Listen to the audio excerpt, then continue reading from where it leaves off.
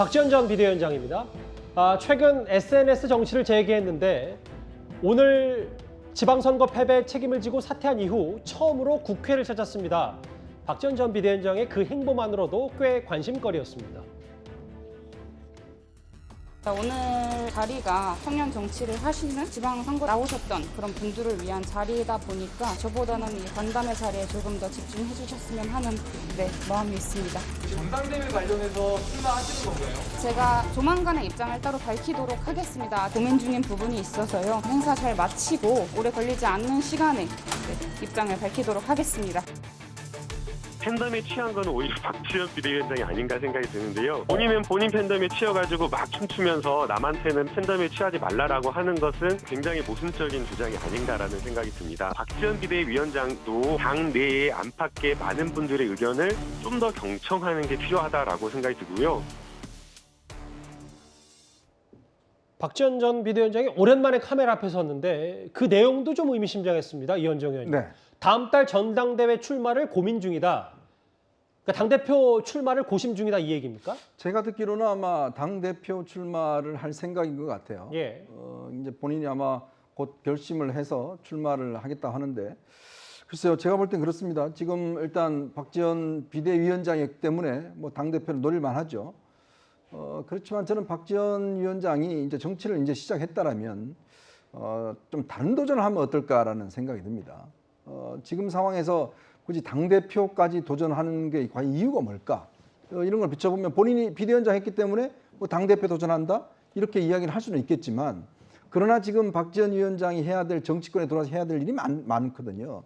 그렇다면 저는 충분히 본인이 선택할 수 있는 여지는 다른 것도 꽤 많다. 예를 들어서 뭐 지방의회도 있고 그다음에 국회의원도 있고 여러 가지 어떤 도전할 기회가 있는 거 아니겠습니까? 그리고 그런 경험들을 꾸준히 쌓아서 당대표라는 거는요, 일단 당 전체의 어떤 이념과 이걸 지휘하는 지휘부입니다. 예. 근데 과연 이제 비대위원장 같은 경우는 당시에 이 선거 패배 이후에 뭔가 좀 극복하기 위해서 갑작스럽게 영입이 돼서 여러 가지 또 논란이 있었지 않습니까? 이제 그런 상황에서 바로 당대표를 직행한다는 거는 저는 박지원 위원장을 위해서도 좋지 않은 선택 같아요. 저는 주변에서 뭐 부추기는 분들이 있는 것 같은데 저는 본인이 정말 정치에 들어가겠다고 생각한다면 정말 밑바닥부터 저는 한 단계 따라오는 것들이 저는 청년 정치의 가장 중요한 표본이 아닌가 생각이 듭니다. 예. 이게 보면 본인의 위상이 굉장히 높아진 걸로 생각할 수 있겠지만 정치라는 거는 표입니다. 과연 국민들이 얼마나 지지를 할까? 그리고 그 과정에서 얼마나 국민들과 소통해야 될 것인가? 이런 과제가 있는 것이거든요. 예. 그렇다면 저는 좀 더 의미 있는 도전하는 것들이 오히려 낫지 않겠는가? 저는 솔직히 그런 생각도 듭니다. 일단 고민 중이다. 뭐 당권 도전 가능성도 있다. 뭐 이렇게도 들리는데요. 근데 사실 박지원 전 원장이 최근 SNS 행보를 많이 하고 있는데 이게 지금 민주당 내부에서 여러 얘기거리가 있어요. 완도 실종 사건을 두고 부모 손에 이끌려서 죽음을 맞았다. 5년간 나라 맡았던 민주당 책임이 크다.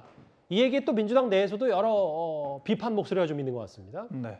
일단 이 메시지의 진정성에 대한 의구심을 갖지 않을 수가 없는데요. 통상 이런 사건이 발생했을 때 이 동반 자살이라는 표현이 과연 맞느냐에 대한 문제의식이 있습니다. 왜냐하면 아동들은 이 자살이라는 행위를 결정할 수가 없지 않습니까? 결과적으로 아동을 먼저 살해한 뒤에 이 부모가 자살을 택했다 이런 식으로 표현하는 게 적합한데 이때 내용 단어를 좀 순화하자면 극단 선택으로 좀 바로 잡겠습니다. 네, 극단적인 선택을 예. 한 거죠. 근데 여기 이런 사태에 대해서 이 동반 자살이라는 표현을 사용하는 것 자체가 좀 이런 사안에 대한 이해도가 많이 떨어지는 말 그대로 사건을 정치적으로 이용했다는 비판을 받기 딱 좋은 그런 상황이라고 생각을 하고요. 예. 그럼 박지원 전 비대위원장이 왜 이런 사건들을 통해서 자꾸 민주당의 책임 전가를 하려고 하느냐라고 했을 때 민주당의 책임 전가를 하고 민주당의 문제가 많다라는 게 증명될수록 어떤 개혁가 이미지를 자처하는 본인의 입지가 커지기 때문이겠죠. 그래서 어떤 전당대회를 염두에 둔 채 민주당을 지속적으로 비판하고 이 민주당과 정치권 전체의 문제로서 마치 손님처럼 평가하는 것이 본인의 입지에 도움이 된다라고 판단을 하고 있지 않나 이런 생각이고 이런 지점에서 민주당 내에서도 비판이 이어지고 있는 것 같습니다. 예. 사실 그 완도 실종 사건을 민주당 책임 이런 비판도 있었고 소국장님. 네. 사실 철험의 해체 얘기도 제일 공개적으로 박지원 전 원장이 꺼냈기 때문에 여러 정책 메시지를 통해서 본인이 한번 당권에 도전하게 보겠다. 뭐 이런 속내로 받아들이면 되겠습니까? 저는 박지원 위원장의 어떤 당찬 도전 이런 부분들이 지금 민주당에 또 필요한 부분이 아닌가? 저는 그렇게 생각을 합니다. 아까 박지원 위원장이 이야기한 민주당의 책임이라는 부분도요. 전체 맥락을 보면은 그 부분에 민주당이 책임이 있다 이 맥락보다는 전체적으로 우리나라가 선진국이라고 했는데 노인 전체적인 자살률이라든지 노인 빈곤율이라든지 이런 것이 굉장히 높고 그런 부분에 정치권 전체의 책임이 상당히 크다. 민주당의 책임도 있다.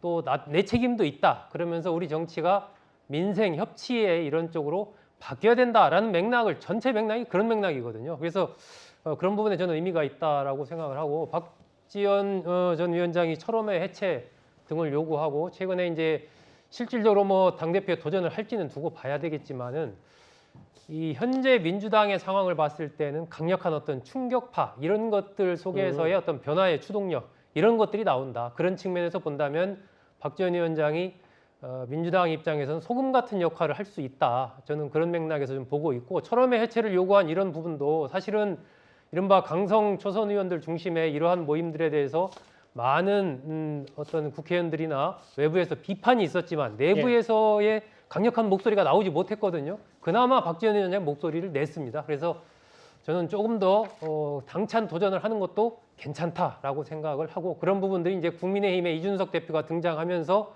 좀 젊은 당원들이 많이 유입되면서 변화를 해왔던 것처럼 박지원 위원장도 마찬가지로 민주당을 좀 새롭게 변화시킬 수 있는 하나의 그러한 중요한 또 모멘텀이 될 수도 있지 않나 하고 생각합니다. 박명 대변인, 소정 속장님이 조금 다른 얘기를 하셨어요. 근데 장 변호사님, 그럼 민주당 내부 얘기를 좀 해보면 박지원 전 비대위원장 이재명 의원이 영입한 인사인데 그러면 정말 대항마가 될 수 있는지 가능성도 있고 어느 정도 영향력이 있다고 생각하십니까?